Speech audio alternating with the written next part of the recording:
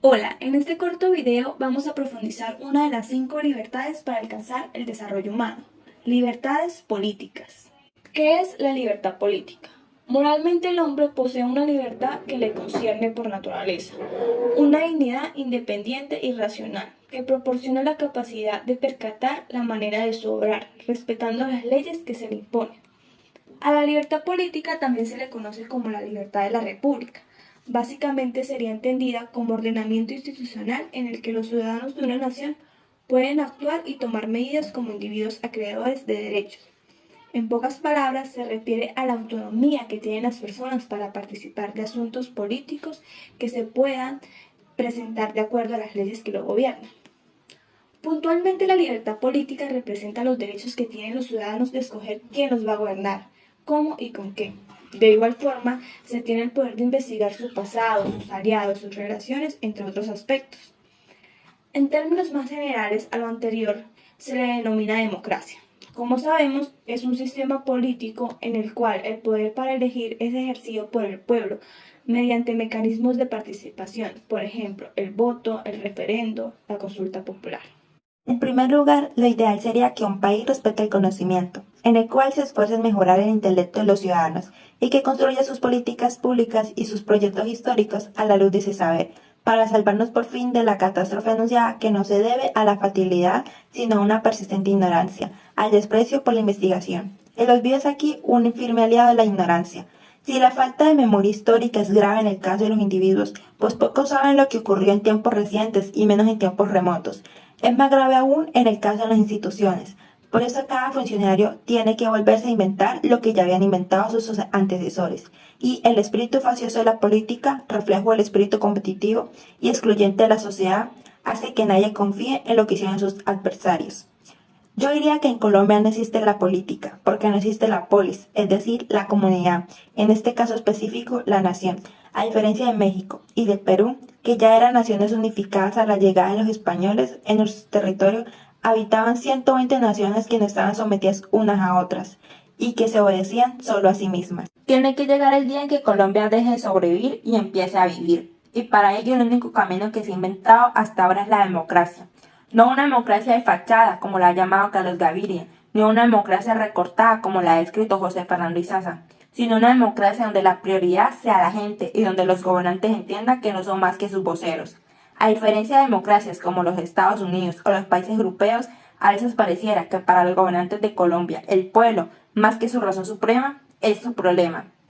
Viendo los parajes de Colombia, un país rico pero lleno de mendigos, opulento en su biodiversidad, pero lleno de enfermos y de hambrientos, favorecido con los mejores paisajes del mundo, pero al que hay que recorrer custodiados por tanques de guerra, laborioso pero donde millones de personas no encuentran empleo, agobiado de leyes y decretos, pero donde abunda el espíritu transgresor y la proclividad al delito, industrioso pero obstaculizado de tal manera que buena parte de su industria se desempeña en el delito, con unas instituciones minadas por la corrupción, con un Estado respaldado por la comunidad, pero irresponsable a la hora de respaldarlo. Colombia requiere un generoso proceso de planificación en el que tengan un papel muy importante los empresarios que actualmente crean riqueza y bienestar, donde quepan otras iniciativas y otras expectativas. Todo cambio requiere un proceso de ajuste, pero tienen razón los liberales norteamericanos. El poder nunca suelta nada si no se le reclama. La democracia es la región del reclamo, donde los clamores tienen que convertirse finalmente en hechos. Las demandas de la comunidad que no se atienden a tiempo con respeto y con inteligencia se convierten en delincuencia, cuando no en guerrillas o en mafias atroces. Y Colombia necesita controlar su vieja tendencia a producir delincuentes, mafias y ejércitos ilegales.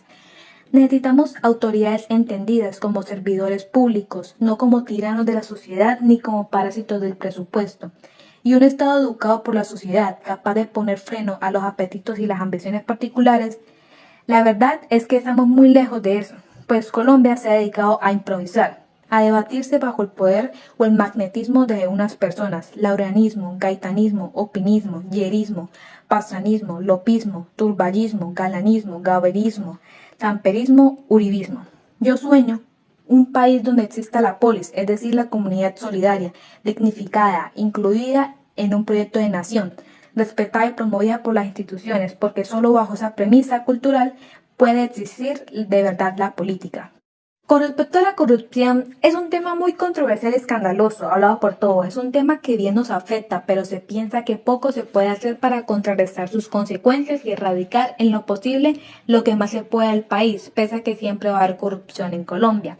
El gobierno, como bien se sabe, es uno de los medios con más corrupción en el país. Ellos a tener el poder aprovechan de su posesión para estafar al pueblo y para robar dinero y así hacerse más ricos, teniendo en cuenta que se realizan en cada departamento obras innecesarias solo para beneficiar a aquellas personas al mando, o por ejemplo alguna obra que realmente sea necesaria pero que dura mucho tiempo en construirse o que queda mal diseñada, a lo que le invierten fondos de los cuales se roban cierta cantidad que causa una disminución de seguridad y pésimos servicios a la hora de construir.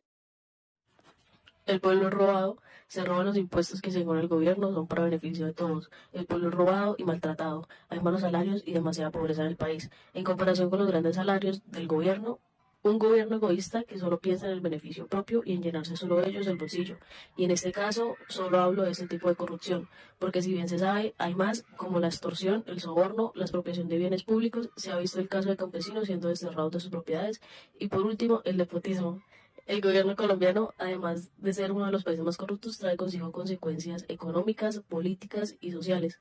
Da más beneficios a los más ricos y olvidan por completo a todos los campesinos, vendedores ambulantes y a todos aquellos de clase media que trabajan y apenas tienen para subsistir.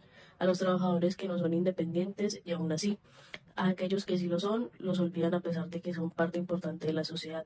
Aportan a la economía y al Estado y sin embargo no los tienen en cuenta. Se llenan sus propios bolsillos por encima de otros y a pesar de los esfuerzos para que el país sea menos corrupto, no han funcionado. Se deberá realizar un cambio social que llevará años, un cambio donde el pueblo alce la voz y defienda sus derechos primordiales para que así se logre algo importante para la sociedad, para que se tome como prioridad el salario de las personas de bajos recursos y no el salario de los del gobierno. Un cambio que bien no será fácil porque este es un país en el que se abusa de la autoridad para pasar por encima de otros. Pero se lograrán cambios significativos en pro a los ciudadanos.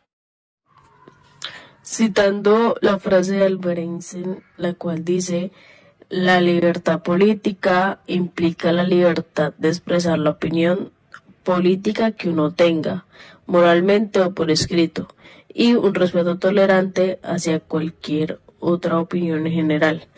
Ya para concluir, quiero decir que todos los ciudadanos tenemos el derecho de la libertad política para alcanzar el desarrollo humano.